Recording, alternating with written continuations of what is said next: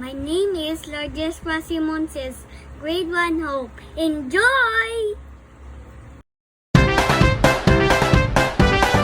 Ang isang batang responsable, kwarto'y malinis, maayos, walang bakas ng alikabok, at nililinis ang bawat sulok. Ako'y batang responsable, masipag, masinop, at para sa batang responsable, ang kalinisan ay kabutihan.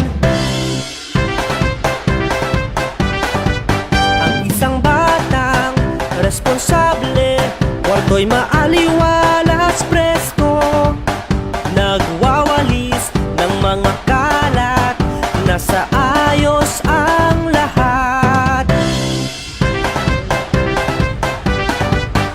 Ako'y batang responsable, mahal ng mga magulang, malinis na sa katawan, pati na loob ng tahanan.